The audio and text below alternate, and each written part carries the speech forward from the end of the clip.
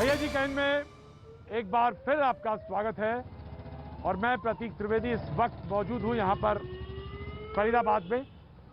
ये हाईवे जो जहां के बिल्कुल बगल में मैं इस वक्त मौजूद हूं, दिन भर मौजूद था, बातचीत कर रहा था, कुछ शूट कर रहा था, कुछ लोगों से बातचीत कर रहा था, मजदूर भी थे, शहर के लोग भी थे, ढील के बारे में बात कर रहा था, जितनी ढील हुई है वो कितना मुफीद है, कितना बंदिशें ज़रूरी हैं, तमाम हमारे मुद्दों पे बातचीत हो रही थी आज हमारी।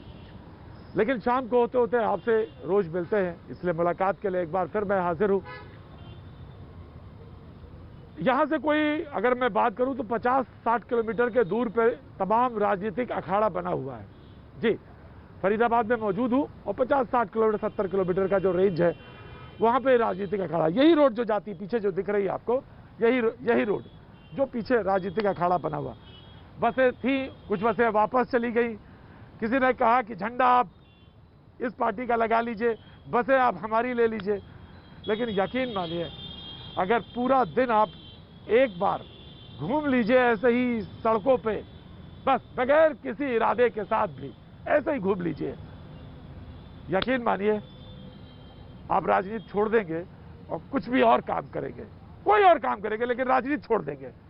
पहले ये सवाल, उसके बाद फिर लौटते हैं।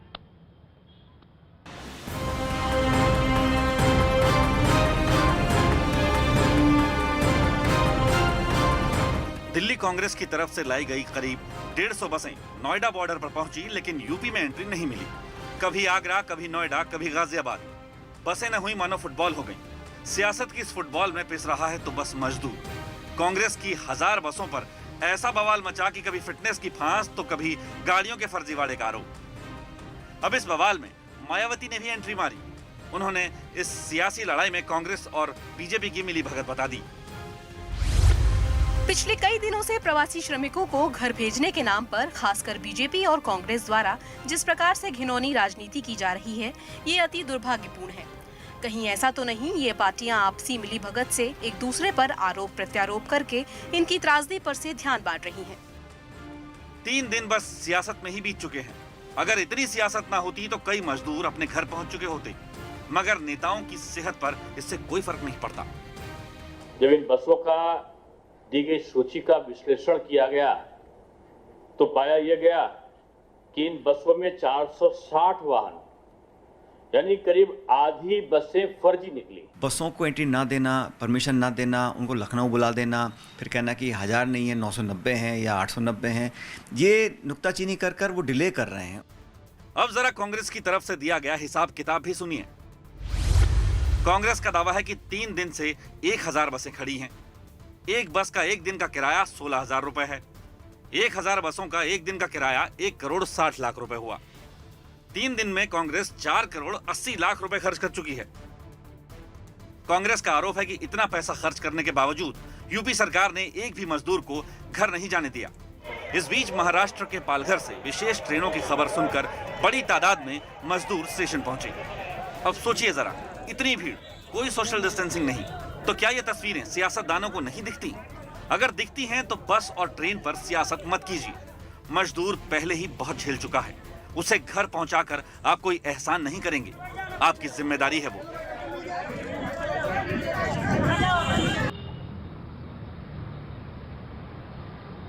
आप हमसे पूछना चाहेंगे कि आपको मजदूर दिखे क्या सड़क पर? दिखे, बात हुई, कहां से लोग आ रहे हैं? लुधियाना से लोग आ रहे हैं। कहानी वही है साहब, और अगर मैं बताऊं तो वक्त आप कहेंगे कि वैसी में निकल गया, कहानी में ही निकल गया। बहरहाल मेहमान हमारे साथ मौजूद हैं, मैं उनसे तारुफ आपका करा देता हूं। जफर इस्लाम साहब बीजेपी के प्रवक्ता, राजीव त्यागी कांग्रेस का पक्ष रखने के लिए हमारे साथ मौजूद है, बहुत बहुत शुक्रिया। राजीव राय हमारे साथ समाजवादी पार्टी का पक्ष रखने के लिए मौजूद है, बहुत बहुत शुक्रिया। सतीश प्रकाश जी राजनीतिक विशेषज्ञ सब मौजूद हैं, और कुछ देर बाद हमसे डॉक्टर अजय आलोक जुड़ेंगे, जेडीयू के प्रवक्ता। बातचीत का सिलसिला शुरू करना चाहूंगा, जरूर शुरू करना चाहूंगा। किसी ने कहा कि बस का खड़े खड़े ही कई करोड़ रुपया खर्च हो गया, मजदूर वहीं पे रह गया। किसी ने कहा कि बस की फिटनेस ठीक नहीं थी, इसलिए मजदूर नहीं चलेगा मेरा। मुझे नहीं मालूम कि पिछली दुर्घटनाओं में इस देश में मजदूर कितना मरा है, मुझे एक आंकड़ा चाहिए। मैं कोशिश करूंगा प्रोड्यूसर साहब मुझे आंकड़ा दें तो मैं वो भी रखूं, क्योंकि जितना भी जो कुछ चल रहा था वो सब फिटनेस के दायरे में था या नहीं, सवाल तो ये भी है। अब मैं ये सवाल पूछना चाहता हूं सतीश प्रकाश जी से। सतीश प्रकाश जी, कांग्रेस और बीजेपी राजनीति कर रही है या राजनीति नहीं कर रही है, नूरा कुश्ती कर रही है, तो मैं जानना चाहता हूं बाकी तमाम पार्टियां क्या कर रही हैं? नहीं, देखो प्रतीक जी देखिए प्रतीक जी, एक बात आपको मानना पड़ेगा कि मैंने और आपने अपने जीवन का जो जीवन उपार्जन के जो साधन है वो बाई चॉइस है, मेरी चॉइस है। आबादी का एक ऐसा हिस्सा जिसके जीवन में ये कभी मौका आया नहीं कि उसको क्या साधन अपने जीवन जीने के चुनने पड़ेंगे, मजदूरी वही आबादी का हिस्सा है। एक ऐसा आबादी का हिस्सा आज सड़कों के ऊपर है, और जब राज्य सरकारें, देखिए आप बसों की फिटनेस तो चेक कर रहे हैं, लेकिन जो आपके मजदूर है उनकी फिटनेस की आपको चिंता नहीं है। उनके मुरझाए हुए चेहरे, उनके थके हुए चेहरे, वो हताश है, वो निराश है, उनकी फिटनेस की आपको चिंता नहीं है। एक बात। दूसरी बात, देखिए प्रतीक जी, आज मुद्दा राजनीति करने का नहीं है। आज आप ये बात मान लीजिए कि 564 लोगों के ऊपर आपने इस देश को लॉकडाउन किया। आज आपके पास 1 लाख लोग इन्फेक्टेड हैं, और अगले 10 दिन में ये में अगर रेशो यही रहेगा तो लगभग इस देश में 2.25 लाख लोग कोरोना से संक्रमित होंगे। अगले 4-5 दिन में चाहे सरकार, चाहे केंद्र सरकार हो या राज्य की सरकारें हो, अगर ये गंभीरता से इन विषय पे विचार नहीं करोगे तो आबादी का एक बहुत बड़ा हिस्सा जिनको आज आप शिफ्ट, मैं ये जानना चाह रहा था, नहीं सतीश जी, मैं ये जानना चाह रहा था कि क्या बसों का इंतजाम आपकी तरफ से भी होगा, बसपा की तरफ से भी होगा या नहीं? क्योंकि समाजवादी पार्टी ने तो कहा है कि अगर मजदूर मरेगा तो उसको मरने का जो हर्जाना है वो तो दिया जाएगा। मैं जानना चाह, मैं आ रहा हूँ, मैं आता हूँ आपके पास। जफर इस्लाम साहब मौजूद है। जफर इस्लाम साहब, मुझे नहीं मालूम कि राजनीति में क्या होता है, क्या नहीं होता है, क्या गुणा होता है, क्या भाग होता है, मुझे नहीं मालूम, लेकिन मैं इतना जरूर जानता हूं कि ये काम ऐसा था इस वक्त कि सबको बढ़कर आना चाहिए था आगे। कहां चूक हुई, कैसे चूक हुई, इसका जवाब तो आप ही देंगे। मैं बताता हूं। देखिए, जफर इस्लाम हकीकतों को जी, प्रतीक जी, मैं आपको हकीकत से वाकिफ करना चाहता हूं, और हकीकत जानना बहुत जरूरी है। आपने देखा होगा मिनिस्ट्री ऑफ होम अफेयर्स की गाइडलाइन की इंटर स्टेट बस सर्विसेज के लिए आपको पहले अप्लाई करना चाहिए और अप्लाई करके परमिशन लेनी चाहिए। इन्होंने कोई परमिशन नहीं किया, ये जाके इन्होंने सियासत करनी थी, इन्होंने अनाउंसमेंट किया, ये जानते हुए भी कि मजदूर जो है पैदल महाराष्ट्र से, गुजरात, राजस्थान से आ रहे हैं। अगर आपको वाकई उनकी चिंता है तो वो बस पे बैठा के ही भेज दो, अगर बैठा के भेजना चाहते हो तो। लेकिन वो चिंता नहीं थी। इन्होंने सोचा सिर्फ ऐसी जबानी खर्च करके इस तरह का गंदी सियासत करनी है और गंदी राजनीति करनी है और इसको इस तरह का स्टेटमेंट देना है। जब कांग्रेस ने स्टेटमेंट दिया तो हमने कहा ठीक है भाई, अगर आप ऐसा चाहते हैं तो आप अप्लाई कीजिए, परमिशन लीजिए और करिए। अब उसके बाद देखिए यहाँ से खेल शुरू होता है। हमने कहा कि लखनऊ में हमें बस चाहिए, हमारे लखनऊ में सारी ट्रेनें रुक रही है, लखनऊ में बस चाहिए, बस को हम भेज देंगे वहां से लोगों को। लेकिन ऐसा नहीं करना था। इन्होंने कहा लखनऊ नहीं भेजेंगे, हमें तो सिर्फ नोएडा भेजना है, लेकिन उनके पास बस नहीं थी। नोएडा में हमारे 500 बसेस, हमने कहा नोएडा में 12 बजे तक भेजिए, नोएडा में नहीं भेजा इन्होंने। हमारे पास बसेस, और जब इनके जफर इस्लाम साहब, मैं बड़े दुख के साथ कह रहा हूँ जफर इस्लाम साहब, अगर इतना आसान और इतना सरल होता सब कुछ तो परेशानी नहीं होती। परेशानी तो कहीं है। अब वो पेंच कहाँ फंसा है ये आप जानते हैं, अब वो कैसे निकलेगा ये भी आप जानते हैं। तो मैं बता देता हूँ। देखिए, मैं ये आपको दो तीन बातें बताना चाहता हूँ कि देखिए, जब हमने उसको आपने जो लिस्ट भेजी उसमें अगर एम्बुलेंस निकल रहा है, उसमें स्कूटर निकल रहा है, मोटरसाइकिल निकल रहा है, डंपर निकल रहा है, अगर ऐसा निकलना तो इसके लिए जिम्मेदारी किसकी? अगर आपसे मैं पूछता हूं, आप नोएडा में खड़े हैं, अगर मैं कह दूं कि ठीक है भाई, कांग्रेस 1000 बसेस दे रही है, मैं 1000 बसेस के लिए 50,000 पुलिसकर्मी को वाले फोन करते हैं, अधिकारी फोन करते हैं, 50,000 मजदूरों को बुलाते हैं। अगर आप अज्यूम कीजिए कि 50 लोग एक बस पे जाएंगे सोशल डिस्टेंसिंग का फॉर्मूला को ध्यान रखते हुए, तो क्या 50,000 और पता चला बस तो वहां पर आई नहीं, तो क्या वह भगदड़ नहीं बचेगा? किसकी जिम्मेदारी होगी? आप फिर कहेंगे कि आपको, अरे भाई आपको तो पहले देखना चाहिए कि वहां परमिशन है कि नहीं, बस की नहीं है कि स्कूटर है कि क्या है। देखिए, अधिकारी के लिए दोनों तरफ तलवार होती है, उनको देखना भी उनकी रिस्पॉन्सिबिलिटी है। ये सबसे पहले इनकी रिस्पॉन्सिबिलिटी थी, जो आप किसी को खाने पे बुला रहे हैं और आप खाना नहीं रखे तो कैसे पता चलेगा। तो मैं ये कहना चाह रहा हूँ कि मुझे मालूम आपको है, ये बताना बिल्कुल चाहिए ठीक है कि मैं मुझे मालूम है, प्लानिंग डिपार्टमेंट होता है, प्लानिंग होता है, एग्जीक्यूशन होता है, तमाम सारी चीजें, तमाम सारे पहलू होते हैं। जफर इस्लाम साहब, तमाम सारे पहलू होते हैं। राजीव त्यागी साहब जवाब देंगे मुझे। राजीव त्यागी साहब, जब आपने 1000 बसों का ऑफर दिया था तो क्या ये दिमाग में आया था कि सोशल डिस्टेंसिंग और ये तमाम सारे पहलू आपने सोचे थे? हालांकि सरकार का भी इसमें बहुत बड़ा पहलू होता है, रोल होता है, लेकिन आपने कुछ सोचा था इस बारे में? देखिए, मैंने अपने साथी को बहुत आराम से सुना, धैर्य से। मैं भी अपनी बात बहुत धैर्य से कहूंगा। मैं कोई राजनीतिक बात नहीं कहूंगा इस विषय पे, क्योंकि बसेस भेजने का जो निर्णय था वो सेवा का भाव कांग्रेस पार्टी का था। मैं 3 विषय कहना चाहता हूँ। करोड़ का पैकेज सरकार ने डिक्लेयर किया, प्रवासी मजदूरों की शिफ्टिंग के लिए 1 पैसे का प्रावधान नहीं किया। क्यों नहीं किया, इसका प्रश्न का जवाब दीजिए। दूसरा, मैं आपको कहना चाहता हूं, मेरे मित्र ने कहा कि आपने कोई परमिशन नहीं ली, तो मैं स्पष्ट कहना चाहता हूं, अजय भल्ला जी आईएएस है, गृह सचिव है देश के। इन्होंने 18 तारीख को एक लेटर लिखा और हवाला दिया एक लेटर का, और जो कि पहले राज्य सरकार को लिखा गया था 29 अप्रैल को, उसमें मैं कोट कर देता हूं। In the said order, it was inter alia directed that the state unit directive falling on the transit route will allow the passage of such persons to the receiving state unit directive. District authorities may ensure smooth and unhindered movement of buses transporting standard workers. यह बकायदा आदेश है और उस आदेश के नाते ही हमें कोई permission लेने की जरूरत नहीं थी। पहली बात, हमारी 1000 बस तैयार खड़ी है, अब भी तैयार खड़ी है। मैं पूछना चाहता हूँ अपने साथियों से बहुत स्पष्ट, दूसरे पर परमिशन मैं कहूंगा कि अगर राजनीतिक रैली होती या भारतीय जनता पार्टी की कोई रैली होती, बड़ी रैली होती प्रधानमंत्री जी की, क्या वो फिटनेस सर्टिफिकेट बस की देखते? क्या वो ड्राइविंग लाइसेंस? इस वक्त जो आप राजनीति करना चाह रहे हैं, मैं अब सवाल करता हूँ आपसे ही सवाल करता हूँ राजीव भाई। नहीं, मैं एक सवाल मेरे एक सवाल का साथ साथ जवाब दे दीजिए। अरे भाई, एक सवाल और ले लीजिए, उसका भी साथ साथ जवाब दे दीजिएगा। मैं तो आपसे एक सवाल और कर ले रहा हूँ, साथ साथ जवाब दे दीजिए। राजीव भाई, मैं एक सवाल कर रहा हूँ। मुझे पूछना चाहिए आपसे, मैं आपसे पूछ रहा हूँ कि क्या आपके लोग राजनीति नहीं तो क्या है, ये ओछी राजनीति जो कर रहे हैं, उससे अच्छा ये होता राजीव भाई कि महाराष्ट्र में जो पैदल चल रहे लोग, जो मजदूर महाराष्ट्र में पैदल चले, जहाँ आपकी सरकार है, यहाँ गहलोत जी की सरकार है, राजस्थान में वहाँ पैदल चल रहे हैं, वहाँ तो आप कुछ कर नहीं रहे। तो आपका समझ में आता है कि आप हर चीज को राजनीतिक चश्मे से देख रहे हैं। आपको सेवा का भाव नहीं है, आपका मन सेवा करने का नहीं है, आपका है कि किस तरह से राजनीति चमकाई जाए। राजीव जी जवाब देंगे, आपको राजनीति चमकाने नहीं देंगे। जफर इस्लाम जवाब देंगे, राजीव जवाब देंगे, जफर इस्लाम साहब जवाब देंगे, राजीव जी जवाब देंगे, उसके बाद समाजवादी प्रवक्ता की बात आता हूँ। राजीव जी जवाब।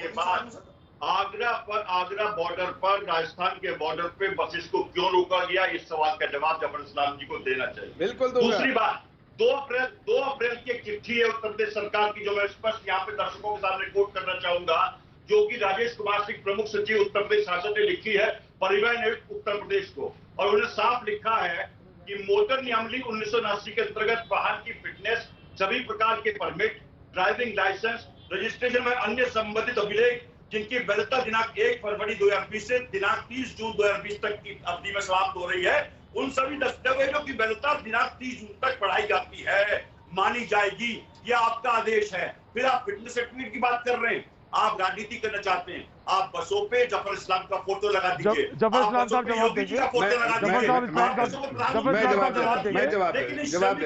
जफर इस्लाम साहब जवाब देंगे। राजीव राय उनकी आंखों में जवाब दीजिएगा। मैं राजीव राय को शामिल कर रहा डिबेट में, लाशों को बकायदा। अरे मैं डिबेट में राजीव राय को शामिल करता हूँ। डॉक्टर अजय आलोक का भी स्वागत है। और याद रखिए, ठीक है राजीव, याद रखिए ठीक है राजीव त्यागी, कांग्रेस ठीक पार्टी है को मुझे एक्सपोज ठीक है, करना राजीव जरूरी है। आपका मन जो है सेवा का नहीं है, ठीक है राजीव, आपका सिर्फ मन मेवा में है। आप चाहते नहीं कि किसी मजदूरों का हेल्प करे। कांग्रेस पार्टी चाहती नहीं किसी मजदूरों को हेल्प करे। आप चाहते हैं सिर्फ कहीं न कहीं मीडिया में चमकते धमकते रहे। राजीव राय जी, हजार बसों का क्लेम कीजिए, 500 में बस तो बोलूंगा। आप बोलेंगे लखनऊ में मांग रहे हैं बस, जी, आप भेजिए। मैं बिल्कुल आपका सवाल आपसे पूछ रहा हूँ राजीव राय जी। अरे जहाँ बसेस की जरूरत है वहाँ भेजिए। और हकीकत में राजीव आपको त्यागी, अगर आपको जफर इस्लाम साहब, अगर आपको चिंता रहती, राजीव त्यागी, जफर इस्लाम साहब, दोनों लोगों को मैं शांत करना चाहता हूँ। चिंता रहती अगर आपको मजदूरों की, तो महाराष्ट्र में पैदल में चल रहे हैं। दोनों का ऑडियो डाउन किया जाए, राजस्थान में पैदल दोनों चल का रहे हैं। ऑडियो डाउन किया जाए, दोनों का ऑडियो डाउन किया जाए, दोनों का ऑडियो डाउन किया जाए। राजीव राय, मजदूर सड़क पर है जी। और राजनीति आपने देख ली चरम पर है। अब सवाल यह है कि मदद के लिए कोई हाथ आगे आएगा या मजदूरों को उनके हाल पर छोड़ दिया जाए। राजनीति ऐसे ही होनी चाहिए, एक पक्ष की एक विपक्ष की, बस ऐसे ही चलना चाहिए। और मजदूर की हकीकत वो सामने दिखाई पड़ रही, वो इंतजार में है कि कब बस चलेगी, कब ट्रेन चलेगी।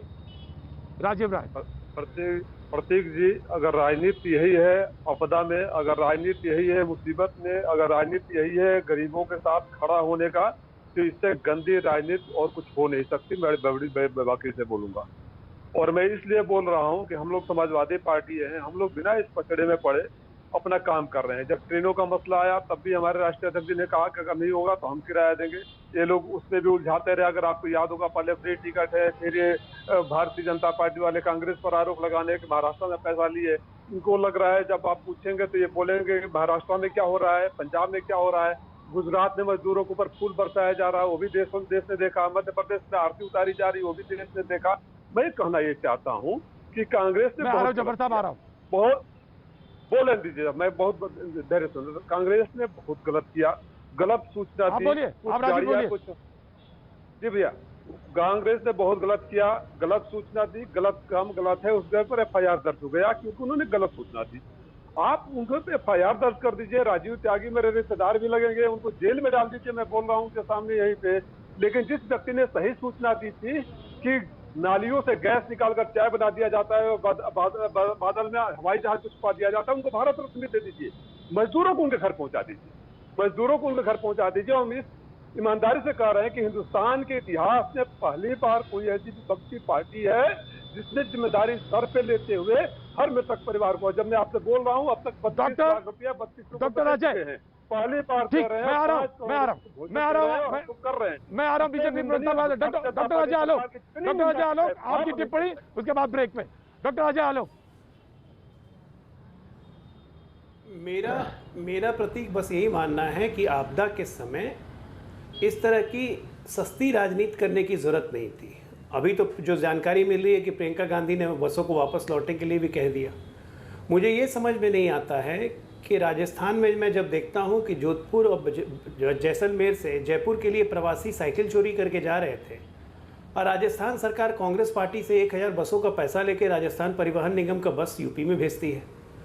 मैं बिहार का रहने वाला हूँ, यूपी के राजीव जी भी हैं, सबको ही हैं। हम लोग की ये तो मानी बात है ना कि पहले अपना पेट भरा हो तब ना आप दूसरे को खिलाएंगे। ये बसें 3 दिन से खड़ी हैं, ना राजस्थान के प्रवासियों के काम आई, ना उत्तर प्रदेश के प्रवासियों के काम आई। इसकी जिम्मेदारी कौन लेगा? क्या राजस्थान सरकार अपने यहाँ के प्रवासी मजदूरों को क्या कोई सहायता नहीं देना चाहती है? उनके पास इतना एक्स्ट्रा बस है कि वो यूपी भेजने को तैयार हो गई, वो भी पैसे लेके कांग्रेस पार्टी से। ये व्यापार करने का समय है क्या? किसी भी राज्य की संपदा का पहला हक उस राज्य के नागरिकों का होता है, न कि दूसरे राज्य का।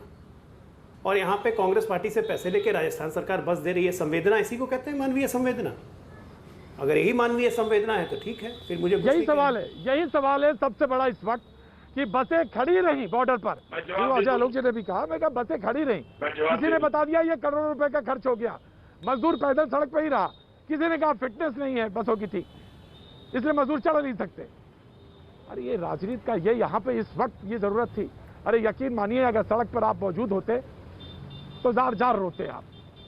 और मैंने जो पहला सेंटेंस बोला था मैं उसको फिर से दोहरा देता हूँ, राजनीति के अलावा आप कुछ भी कर सकते थे। वक्त एक छोटे से ब्रेक के बाद मैं आता हूँ। जफर इस्लाम आप जवाब देंगे।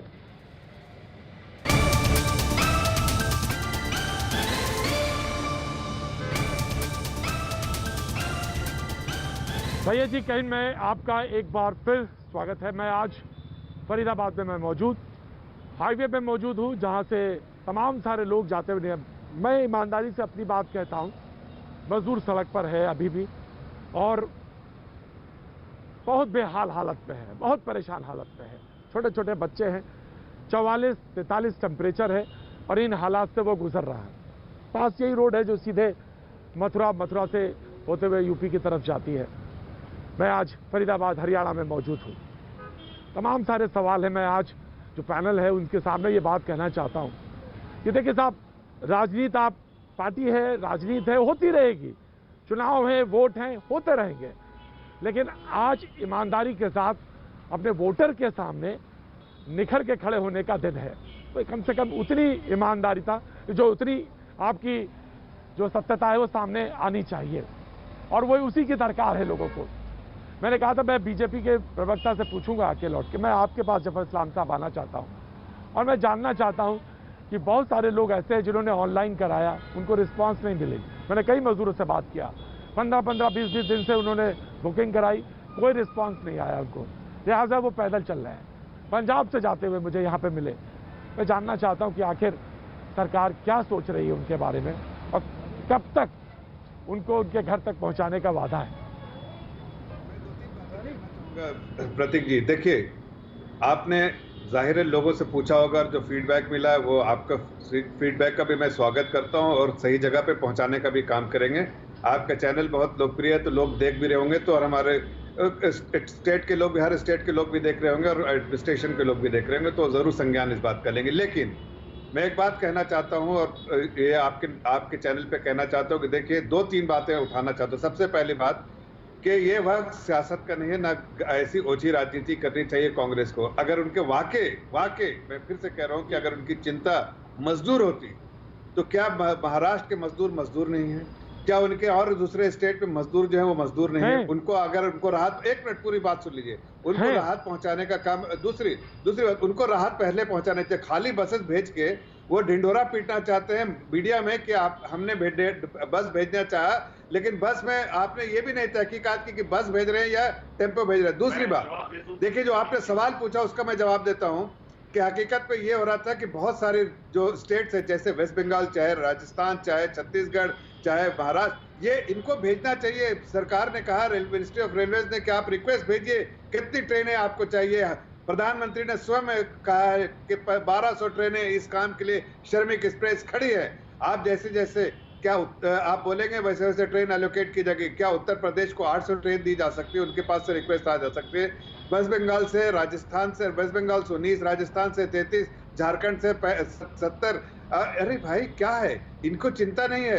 ये सिर्फ अगर राजनीति नहीं है तो क्या है कि आप उत्तर प्रदेश में आप चाहते हैं खाली बस भेजना, जहां पर मांगा जा रहा है वहां नहीं मांगा जा रहा है। लखनऊ में आप भेज रहे हैं, उसको गाजियाबाद में मांगा जा रहा है, तो आप भेजना चाहते हैं। मैं आपके पास आना चाहता हूं। इनकी चिंता ये नहीं है कि लोगों को मैं क्रॉस क्वेश्चन नहीं कर रहा हूं किसी से, कैसे ओजी राजनीति करनी है। मैं क्रॉस क्वेश्चन करना चाहता, जब मैंने आपको मौका दिया, मैंने सीधा सवाल पूछा कि कब तक सरकार इनको घर तक पहुंचाने का वादा करती है।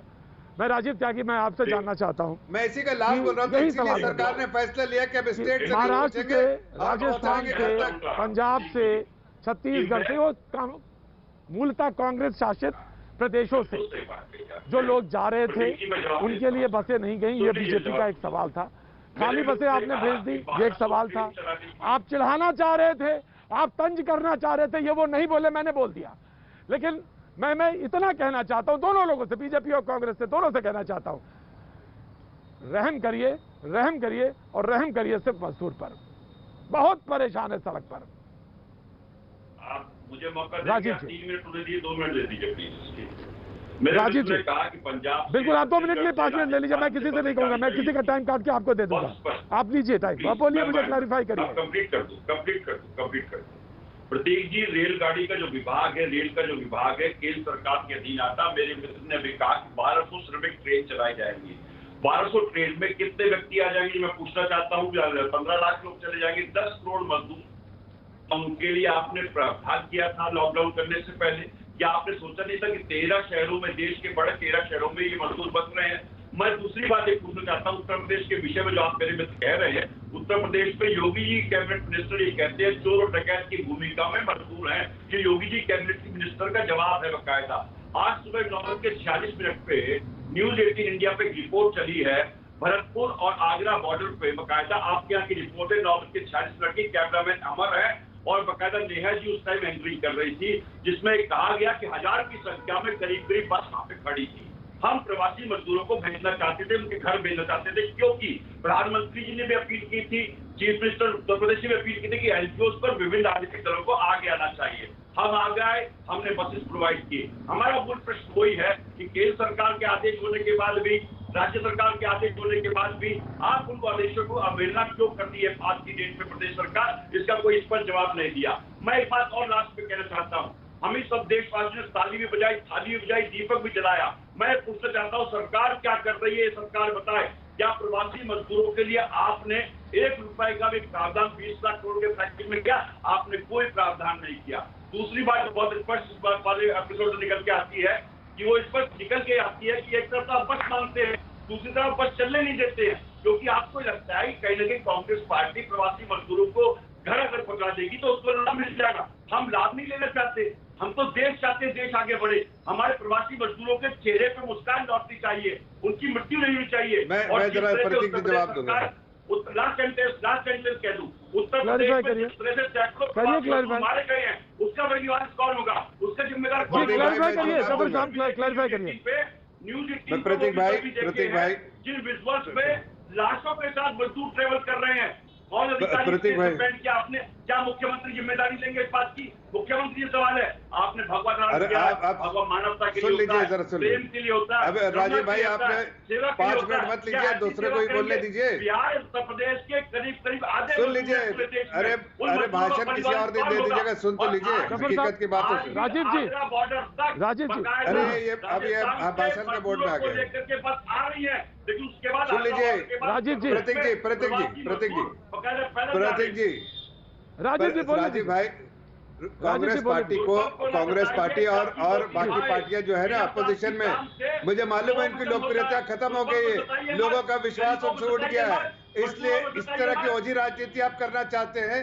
हकीकत में आपको कोई इच्छा आपकी नहीं है कि लोगों के, अगर आपकी इच्छा होती तो आप खाली बसेस नहीं भेजते, आप इनको बस से भर के भेजते। जब आप बॉर्डर पर भेज रहे राजस्थान के और यूपी के, तो आप उस बस को खाली ना भेजने के बजाय आप उस पर लोगों को सवार करके भेजते। इसलिए हकीकत आपको मालूम है। दूसरी बात आपको बताना चाहता हूँ, प्रतीक जी बताना चाहता हूँ आपको कि देखिए जब स्टेट से, इनके सारे स्टेट से जब नहीं आने लगा रिक्वेस्ट नहीं आ रही ट्रेनों के लिए, श्रमिक ट्रेनों के लिए, तो हमें मजबूरन मिनिस्ट्री ऑफ होम अफेयर्स को डिसाइड करना पड़ा कि इनकी परमिशन के बजाय हम लोगों को लेके जाएंगे, श्रमिकों को उनके स्टेज पे लेके जाएंगे, चाहे उनकी परमिशन मिले या ना मिले। इसलिए ये मजबूरन ऐसा फैसला कर लिया मिनिस्ट्री ऑफ होम अफेयर्स से, इसलिए इनकी इच्छा नहीं है, ये नहीं चाहते हैं कि घर वापस आए, ये चाहते हैं को किसी न किसी तरह कॉम्प्लिकेशन में फंसा दे, चाहते नहीं वापस। पत्र का भी कोट किया, ठीक है, मैंने देखा, फिर देखिए ना, मैंने देखा डॉक्टर अजय बहस एक तरफ ये है, राजीव राज भी मौजूद है, सतीश प्रकाश भी मौजूद है। मैंने आज कहा कि मैं चाहता हूं कि ये बहस की तरह ना हो, ये सुझाव की तरह हो। मैं रोज निवेदन करता हूं, आज भी निवेदन कर रहा हूं। मैं चाहता हूं कि मजदूरों के लिए सरकार की तरफ से, चाहे वो राज्य सरकार हो चाहे केंद्र सरकार हो, वो मदद सड़क पर दिखाई पड़े। राज्यों के जहां से वो मजदूर शुरू कर रहे हैं यात्रा, वहां पे पहुंचे। लेकिन इसकी पहल कौन करेगा? राज्य और केंद्र में ही लड़ाई बस के रह जाएगी या कोई पहल करेगा? कोई जेडीयू से प्रवक्ता मौजूद हैं, बिहार जाने वाले बहुत सारे लोग हैं, मुझे सड़क पे आज मिले हैं। मैं जानना चाहता हूं डॉक्टर अजय। देखिए, कोई केंद्र राज्य में लड़ाई नहीं है। हर राज्य अपनी क्षमता के हिसाब से बहुत अच्छा काम कर रहे हैं, चाहे कोई राज्य। में किसी राज्य को दोष नहीं दे रहा हूं। केंद्र भी अपना काम पूरी अच्छी तरह से कर रहा है। समस्या तब होती है जब सस्ती राजनीति के लिए राजनीतिक दल इस तरह के पचड़े में पड़ जाते हैं, जिसकी कोई आवश्यकता नहीं थी। आप ये बताइए कि एक व्यक्ति की जिद के कारण राजस्थान रोड ट्रांसपोर्ट कॉर्पोरेशन से साहब आपने 1000 बस ले लिए, पैसे देखे। और राजस्थान रोड अशोक गहलोत जी ने बस दिया कैसे? कांग्रेस पार्टी को दिया कैसे? क्या उनकी संपदा है राजस्थान रोड ट्रैवल कॉर्पोरेशन? ये आपदा के समय में आप धंधा करने निकले हैं? तो ये सरकारों पे तो प्रश्न ऐसे ही खड़ा कर दे रहे हैं, अपनी सरकारों पे। हमने बिहार बॉर्डर पे बस रखा हुआ है, जो भी बिहार के बॉर्डर पे आता है उसको उसके ज़िले तक पहुंचाने की जिम्मेदारी हमारी है। बिहार के अंदर हम ट्रेन चलवा रहे हैं, हर जगह ट्रेन चल रही है। तो इस आपदा में सस्ती राजनीति करने की ज़रूरत क्या है, मेरा ये कहना है। आज आप राजस्थान में ही बस चलवा लीजिए, आप महाराष्ट्र में ही बस चलवा लीजिए, दूसरे राज्यों में भेज के आप उनको नीचा दिखाना चाहते हैं, ये तो साफ जाहिर है। तो ये सस्ती राजनीति, ये घटिया राजनीति करके आज आप पे बैकफायर कर रहा है, तो आपको बहुत मिर्ची लग रही है। तो ये इस तरह की राजनीति करने का समय अभी नहीं है। मतलब आपका कहना है कि नहीं, उसमें तो प्राइवेट बसें भी थी, ऐसा तो नहीं राजस्थान की जो परिवहन की उसमें कोई प्राइवेट बसें थी। कांग्रेस ने तो ये भी कह दिया कि आप जो प्राइवेट बसें हैं जो आप ले सकते हैं वो ही ले लीजिए, तो उस पर भी एतराज था। सतीश प्रकाश जी, सतीश प्रकाश जी, सुनिए सतीश जी, जिस कोरोना की वजह से मजदूर सड़क के ऊपर है, जिस कोरोना की वजह से मजदूर सड़क के ऊपर है, सरकारें एक माहौल तैयार कर रही है कि आर्थिक हालात का बहाना बना करके आप कोरोना के साथ जीने की सीख तो ले सकते हैं, लेकिन मजदूर के साथ जीने में आपको दिक्कत हो रही है। मैं मानता हूं प्रतीक जी कि मजदूर के नजरिए से सरकार की जो सुविधाओं की जो चादर है वो छोटी है, लेकिन वो छोटी चादर मटमैली झीनी तब हो जाती है कि जब ये चादर जो है ना कहीं जातिवाद के चरखे से टके हुए सूत से बनती है। ये मैं दावे के साथ कर सकता हूं, क्योंकि मजदूर जो है ना वो अधिकतर सामाजिक रूप से कमजोर वर्गों के लोग आते हैं। इस देश में मजदूरों का मजाक। सतीश जी कोई सुझाव हो तो बताइए, सतीश जी कोई सुझाव हो तो बताइए। अरे अजय आलोक जी से सवाल पूछ लूं ना, आपने मानवता की बात करी, मजदूरों के रास्ते को बंद करने वाले सबसे पहले नीतीश जी थे। नीतीश जी ने कहा कि मैं अपने स्टेट अरे झूठ बोलते हैं, झूठ बोलने का शर्म नहीं आता है। सुनिए, बिना कुछ जाने समझे बग शुरू कर दिया। अरे नीतीश कुमार के कारण आज ट्रेन चल रही है, नीतीश कुमार के कारण ट्रेन चल रही है। ट्रेन चलाने की मांग सबसे पहले हमने की, कुछ पता है नहीं लगते बोलने। आपके जैसे निरामिष व्यक्तियों को जवाब देने की भी जरूरत नहीं है, आपके जैसे निरामिष व्यक्तियों को जवाब देने की भी आवश्यकता नहीं है। जाके पहले बहन जी से पूछिए, मायावती जी से पूछिए उनका क्या नजरिया है बस चलाने को लेके और कांग्रेस पार्टी को लेके, तब यहाँ पे ज्ञान दीजिएगा। डांट पड़ जाएगी आपको, डांट पड़ जाएगी। बहन जी का स्टेटमेंट आ गया परसों कांग्रेस पार्टी की इस राजनीति के खिलाफ। जब पूरी बात नहीं पता हो ना सतीश जी तो मुंह नहीं खोलना चाहिए। और आज ट्रेन चल रही है ना देश में, इसमें सबसे बड़ा योगदान किसी का है तो नीतीश कुमार का है, क्योंकि हम व्यवहारिक आदमी हैं, जिम्मेदार आदमी हैं। हम राजनीतिक सस्ती लोकप्रियता के लिए नहीं कर रहे हैं। डॉक्टर अजय जी, कितने आदमी सतीश जी, सतीश जी और डॉक्टर अजय, मैं दोनों लोगों से कहना चाहता हूँ, जब आप दोनों लोग बहस कर रहे हैं, बहस भी क्या, जब एकदम तेवर बहुत गर्म है, तो मैं ठीक सड़क पे देख रहा हूँ कि मजदूर आके बैठना शुरू हो गए सोशल डिस्टेंसिंग के साथ, सोशल डिस्टेंसिंग के साथ आके बैठना शुरू हो गए। दूर दूर से चल के आ रहे हो, मेरे सामने बैठे हुए नजर आ रहे हैं, और बैठने सामने पीछे बैठे हुए हैं।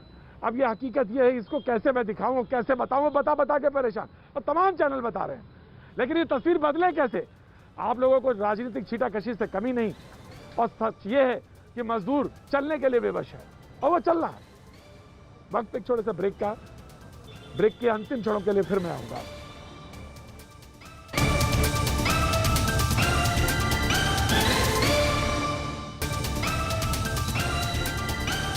भैया जी कहीं में आपका एक बार फिर स्वागत है। समाजवादी पार्टी के प्रवक्ता राजीव जी हमारे साथ मौजूद है।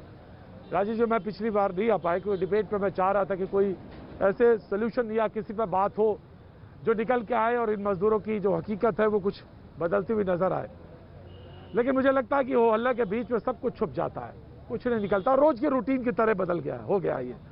और मुझे लगता है कि ये रूटीन की तरह बातचीत हो उससे बेहतर है ना हो। यकीन मानिए, मैं ईमानदारी के साथ कह रहा हूं कि ना हो उससे बेहतर, और कोशिश करूंगा कुछ ना कुछ तब्दीलियों की मैं करूँ, निश्चित तौर से कोशिश करूंगा। अगर मैं ग्राउंड जीरो पे मौजूद हूं तो मुझे लगता है कि मुझे कुछ तब्दीलियों के साथ बात करनी चाहिए। राजीव जी, आपके पास टाइम है, अगर कोई सुझाव हो तो बताइए।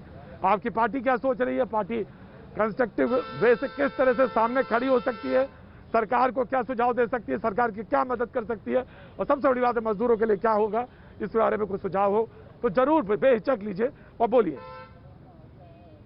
प्रतीक जी, आपने सही कहा, आप ग्राउंड जीरो से रिपोर्टिंग करते हैं, जमीन के मुद्दों को छूते हैं, लेकिन इस तरह निरर्थक बहस जिन शोर में कोई सुन नहीं पाता है, समझ नहीं पाता है, आपका और देश का बेशकीमती समय खराब हुआ। मुझे इस बात का दुख है आज भी। मेरा सुझाव बहुत सिंपल है और मैं आपसे गुस्ताखी चाहूंगा। आज ही मैं सवाल आपके ऊपर छोड़ रहा हूं, आप ही जवाब दे देंगे, उसी में मेरा सुझाव है। क्या आप जी, आप तो बहुत वरिष्ठ पत्रकार हैं, तो स्टूडियो से लेकर जमीन तक रहते हैं, क्या आप इस बात को मानेंगे कि अगर सरकार की नीयत सही होती तो कांग्रेस के बसों के भरोसे ये जो 2 दिन से संग्राम हो रहा है होता? स्कूल, कॉलेज, विश्वविद्यालय सारे बंद हैं, 50,000 बसें खड़ी हैं। सरकार की नीयत होती तो बसें वहां पहुंच गई होती, मजदूरों को लेकर चली आई होती। पहली बात, आलोक जी ने कहा कि हम बॉर्डर पर बसें खड़ी किए हुए हैं, हम उनको लेकर जा रहे हैं। जोगी जी के लखनऊ में अगर लोग पहुंच जाते हैं तो वहां रुकवा देते हैं। सरकार की नीयत होती तो कल अगर आदेश जो पारित हुआ है कि रेलवे को एनओसी लेने की जरूरत नहीं है, तो इतने 100 लोगों को मरवाने और परेशान करने के बाद ये हुई। सिंपल सी सुझाव है। मैं चाहता हूं, समाजवादी पार्टी की तरफ से कह रहा हूं, पहले दिन से हमारे आदरणीय अध्यक्ष जी जो भी सुझाव दे रहे हैं, सत्ता के अहंकार में जब पत्रकार और विपक्ष के नेताओं की बातों को आप आरोप प्रत्यारोप या विवाद या अपनी बेइज्जती महसूस करने लगे, वहां समस्या खड़ी होती है। प्रतीक जी, मैं आज भी बोल रहा हूं और आलोक भाई के संज्ञान में लाना चाहूंगा, मैं 14 अप्रैल से मुख्यमंत्री जी को ट्वीट कर रहा हूं, रोज इनके प्रवक्ताओं को बताता हूं। कल जफर इस्लाम साहब ने बताया था, सबूत के साथ बेंगलोर में हूं और यहाँ बहुत संख्या में बिहार और यूपी के लोग हैं, फंसे हुए हैं। आप अपने कैमरामैन को भेज दीजिए पैलेस ग्राउंड में। ये लोग जो बड़ी बड़ी बातें कहते हैं, कितने लोगों को मैं मदद किया, छोटी बात हो जाएगी कहना, मेरी भी एक इच्छा होती है। माननीय मुख्यमंत्री उत्तर प्रदेश से सिर्फ इतना अनुरोध किया कि अगर आप कुछ नहीं कर सकते तो कर्नाटक के मुख्यमंत्री से बात कर लीजिए। मैं 20 फोन किया, आज तक जब जवाब नहीं आया। लखनऊ पहुंच जाने पे भी उनको रोक दिया जाता है, तो कम से कम आलोके भाई से सीख लेते कि बॉर्डर पे फंसे खड़ी कर दिए, कांग्रेस की जरूरत नहीं है। क्या ये कह कर आए थे कि जब आपदा आएगी तो कांग्रेस फंसेगी तो करेंगे? मैं फिर आखिरी बात वही दोहरा रहा हूँ, कांग्रेस को सजा दीजिए, विपक्ष को सजा दीजिए, राजीव त्यागी को और उनके पार्टी के लोगों को जेल में डाल दीजिए। आप उन लोगों को नोबेल प्राइज भारत रत्न भी दे दीजिए जो बत्तख से ऑक्सीजन निकालते हैं, नाली से गैस निकालते हैं, बादल में जहाज छुपाते हैं। मजदूरों पर रहम कर दीजिए, मजदूरों को पहुंचा दीजिए, अहंकार बाद में आएगा। मैं बिल्कुल मैं जो बचा हुआ समय 646 हुआ है, सुन लीजिए मेरी बात, सुन लीजिए। मैं बहुत 646 हुआ है, 646 में अजय आपके पास, then Congress and then BJP last में मैं आपके पास आता हूं। मैं पत्रकारों की तरफ से मैं कोई बात नहीं कहना चाहता हूं। आपने जो कहा, मैं मौजूद हूं 8:30-9 बजे मैं निकलता हूं घर से और मैं तमाम एनसीआर के तमाम इलाकों में कोशिश करता हूं वहां पहुंचूं। मैं देख रहा हूं, मैं बात फाइल करूंगा, रिपोर्ट फाइल करूंगा, यकीन मानिए जरूर रिपोर्ट आएगी। मैं अभी कुछ नहीं बोलूंगा, इंतजार करिए। नाउ अजय जी जवाब दीजिए, समाजवादी पार्टी ने कुछ सवाल पूछा है। नहीं, मुझे पता है कि राजीव भाई बेंगलोर में फंसे हुए हैं, तो राजीव भाई बस आपकी जानकारी के लिए, ताकि वहाँ पे लोगों को भी आप बता सकें कि इस 18 तारीख तक बिहार के लिए 30 ट्रेनें आ चुकी हैं, 25 ट्रेन हमने और कर्नाटका में और भेजी है, तो जो कि अगले 26 तारीख तक चलेगी। बस एक अनुरोध है कि कर्नाटका में जो भी लोग फंसे हुए हैं बिहार के लोग, वो कृपया करके रेलवे स्टेशन या IRCTC की वेबसाइट पे बस देख लें कि ट्रेन कब तक चल रही है, ताकि वो अपना रजिस्ट्रेशन करवा सके। वचन देता हूं आपको। 30 ट्रेनें अभी तक आ चुकी हैं, बैंगलोर से 30 ट्रेनें आ चुकी हैं, 25 ट्रेनें हमने और दी हैं। तो इसे उम्मीद करता हूं कि जो भी लौटना चाहते हैं वो लौट के आ जाएं। दूसरी जानकारी मैं ये दे रहा हूं आपको कि केरला से अब लोग लौटने में इंटरेस्टेड नहीं है, क्योंकि पिछले 2-3 बार से जो ट्रेनें आ रही हैं उसमें लगभग 40% ट्रेन खाली आ रही है। तो और रेलवे से कोई समस्या नहीं है, अब तो संबंधित राज्यों से NOC की भी ज़रूरत नहीं है। तो इसलिए जहाँ जहाँ से राज्य से लोग आना चाहेंगे, हर जगह से ट्रेन की उपलब्धता है। अभी हमारी सुगम कोशिश ये है कि जिनको भी एक डर का माहौल बैठ गया है, ये डर दूर करना है। और डर दूर करने का सबसे अच्छा तरीका है कि जो घर जाना चाहता है उसको बस हम लोग फैसिलिटेट करें हर जगह से, चाहे केंद्र हो चाहे राज्य हो। जी ठीक है, मैं कांग्रेस के प्रवक्ता कुछ कहना चाह रहे थे। जी कांग्रेस के प्रवक्ता। देखिए प्रतीक जी, यदि सरकार गंभीर होती तो लॉकडाउन से पहले निश्चित रूप से 10 करोड़ प्रवासी मजदूरों के लिए तैयारी करती है। हमारे पास 12 से 13 हजार ट्रेन हैं जो चलती हैं रोजाना। अगर सरकार तरीके से ट्रेन चलाती, 1500 आदमी एक ट्रेन में बैठते तो 1,80,00,000 लोग रोज अपने घर जा सकते थे। करीब 3, 4, 5 दिन में सारी चीजें हो सकती थी, लेकिन सरकार नहीं कर पाई। लेकिन साथ साथ एक बात तो सुनिए, अब आपने बंगलौर का जिक्र कर दिया, कर्नाटका का जिक्र कर दिया है। ये कर्नाटका वही स्टेट है भारतीय जनता पार्टी का जो बिल्डर लॉबी के कहने पर, उनके प्रेशर में प्रवासी मजदूरों की ट्रेन तक कैंसिल कराई गई। उसका बड़ी बारिश कौन होगा, कौन बताएगा। अंत में सिर्फ इतना ही कहना चाहता हूँ मेरे मित्र से भारतीय जनता पार्टी के, कि दुर्बल को न सताइए, जाकी मोती खाए। बिना चाम की बिना सांस की चाम से लोह भस्म हो जाए। वो जो चाम होती है ना, उसमें जान नहीं होती है, मजदूरों में जान है। आज भी चावल में मजदूरों का एक्सीडेंट हुआ है, 8 मजदूर मारे गए उत्तर प्रदेश में। ये वो सरकार है जो पहले कहती है हमसे बस चाहिए, हम बस प्रतीक जी समय पूरा ये ले लेंगे, मुझे मिलेगा नहीं समय। लेकिन उसके बाद भी ये सरकार, मैं दे रहा हूँ, मेरा वॉच पे नजर है, मेरी घड़ी पे नजर है, की अवहेलना करती है। केंद्र सरकार के जो आदेश है उनकी अवहेलना करती है, राज्य सरकार के जो पहले के दिशा निर्देश है उनकी अवहेलना करती है, क्योंकि योगी जी को अहंकार पसंद है, भारतीय जनता पार्टी को अहंकार पसंद है। और राजा रावण कभी अहंकार नहीं रहा। भारतीय जनता पार्टी के लोग ये सुन ले, अहंकार राजा रावण का भी नहीं। ठीक है, देखिए प्रतीक जी, जफर इस्लाम साहब, मैं उम्मीद करता हूँ आप कुछ सोल्यूशन की तरफ आप कुछ सजेस्ट करें। देखिए मैंने कहा कि ये अभी बस चाहिए तो हमसे बताएं। सुन लीजिए, पहले मैंने आपको बताया कि वो एक सोल्यूशन था जब ये, अरे सुन लीजिए राजीव जी, यही आप पे कमी है। देखिए अभी आपको मैंने चाहते सुना, भी आप सुन लीजिए। अरे भाई सुन लीजिए, क्या प्रवासी मजदूरों का अधिकार नहीं है? अरे भैया ओछी राजनीति करना बंद कीजिए, ओछी राजनीति का समय खत्म हो गया, इसलिए आप लोग कहीं के नहीं रहे। प्रतीक जी देखिए, राजीव मैं आपसे कहना चाह रहा हूँ कि देखिए, फिर दे दूंगा राजीव, मैं वादा करता हूँ आपको फिर टाइम दे दूंगा। पहले जवाब सुन लीजिए। देखिए आप समाजवादी पार्टी के प्रवक्ता यहाँ पर राजीव राय जी है। कल मैं उनके साथ किसी और प्रोग्राम में था। कांग्रेस की बात आप सुन लीजिए, कांग्रेस के एडमिनिस्ट्रेशन क्या कर रही है, इन्होंने भी देखा था वीडियो, किस चैनल ने दिखाया किस तरह से एक मजदूरों से वहां की एडमिनिस्ट्रेशन, पुलिस, सब जिसके पास 1000 रुपया नहीं उससे 1500 रुपए लेके और किसी तरह से भी किस तरह से पैसे ऐंठ रही है, ये आप लोगों ने देखा वीडियो पे। राजीव राय बताएंगे आपको कि कल किस तरह से वहां की महाराष्ट्र की सरकार पैसा लूट रही है, वहां की पुलिस कैसे गरीब मजदूरों को परेशान कर रही है।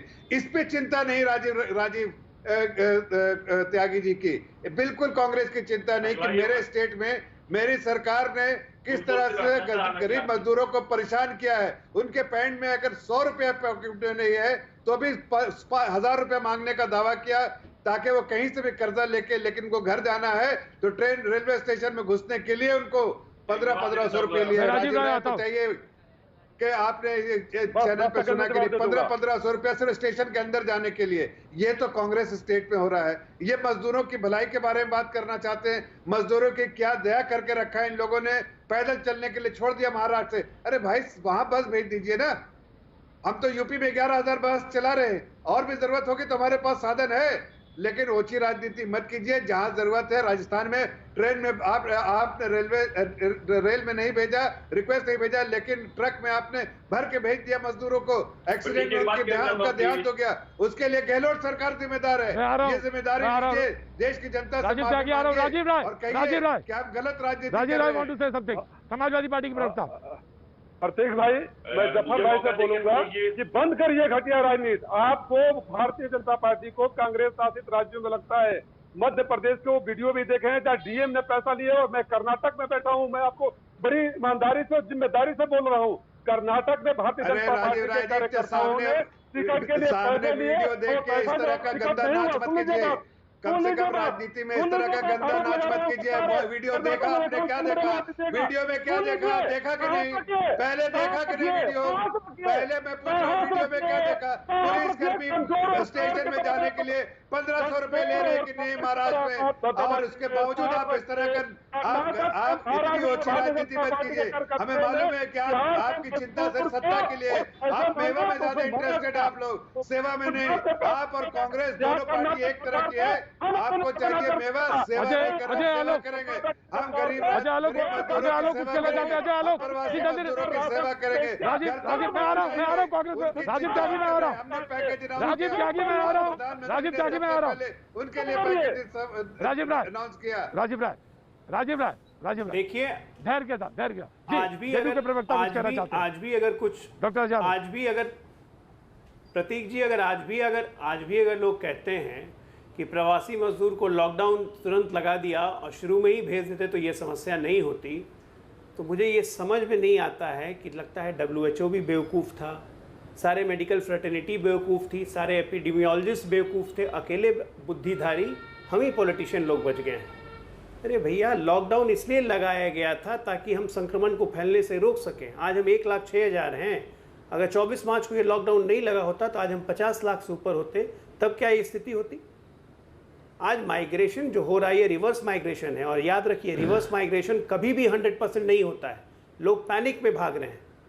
आज हमें उनको पैनिक को कम करने की ज़रूरत है, ये हम राजनीतिकों का कर्तव्य है। लेकिन उस पैनिक को कम करने की जगह आपस में चिलचिल पोपो करके और एक दूसरे की कमी और एक दूसरे पे आक्षेप करके हम उनके पैनिक को और बढ़ा रहे हैं। मैं आ रहा हूं सतीश जी, कहता हूं राजनीति बाद में कर लेंगे, 1-2 महीने के बाद कर लेंगे राजनीति, अभी पहले इससे निपट लें अच्छी तरह से। सस्ती राजनीति के लिए तो जीवन पड़ी हुई। राजीव त्यागी 2-3 महीने बाद राजनीति कर लेंगे, पहले मजदूरों को घर पहुंचा देते हैं, ये एक सुझाव है, ये एक बातचीत है, इसकी पहल करनी चाहिए। से बिना राजनीति करे अजय आलोक जी ने एक बात कही कि WHO ने कहा था, वो शायद भूल रहे हैं। WHO ने ये कहा था कि लॉकडाउन सिर्फ एक टेम्परेरी पोजीशन है, इसमें सिर्फ टेस्टिंग बढ़ाने का काम करिए, टेस्टिंग बढ़ाएंगे तो निश्चित रूप से आप कोरोना को पकड़ पाएंगे। याद करिए प्रतीक जी, बात हुई थी कि 18 दिन में महाभारत हुआ था, 18 दिन में महाभारत का रिजल्ट आ गया था। 21 दिन में पहले लॉकडाउन के टाइम पर प्रधानमंत्री जी ने कहा था कि 21 दिन में हम कोरोना को हराने का काम करेंगे। आज कितने दिन हो गए? 50। हमने सिर्फ 500 लोगों ने शुरुआत की थी, आज 1 लाख से ऊपर हो गए। 30 जनवरी को पहला केस आया था पूरे देश में, 2 फरवरी को दूसरा केस कोरोना का आया। हमने पूरी फरवरी निकाली, पूरा मार्च निकाल दिया, उसके बाद हमने लॉकडाउन किया। लॉकडाउन भी जब किया तो प्रधानमंत्री ने जब 22 तारीख को संदेश दिया, उसके लिए 3 दिन लिए प्रचार करने के लिए, और 24 तारीख को जब लॉकडाउन किया उसके लिए 3 घंटे का टाइम दिया। मैं प्रधानमंत्री जी से पूछता हूं, अरे भैया, क्या आप बताइए, नहीं क्या आप ऐसे जब नहीं आप, मैं पूछता हूँ आपसे राजीव त्यागी जी, मैं पूछता हूँ आप क्या चाहते थे? भगदड़ मचवाना चाहते थे? अचानक अनाउंसमेंट करके भगदड़ मचवाना चाहते थे? नहीं, आप चाहते थे कि लोगों के स्टैम्पीड में मौत हो जाए, मजदूरों की लाशों पर आप राजनीति करना चाहते हैं?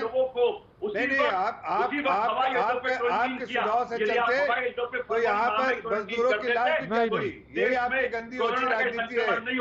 राहुल गांधी और आपकी जो राजनीति है बस एक तरह की है कि कहीं ना कहीं जहाँ परेशानी है वहाँ पर आपकी राजनीति ढूंढो।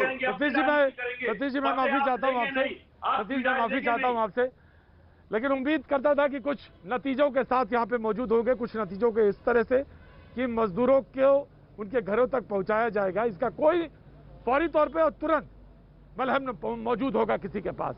मुझे लगता है किसी के पास नहीं है। मजदूर बेहाल है, सड़क पर मौजूद है, इंतजार में है कि कोई तो कोई ना आएगा। आज अभी बस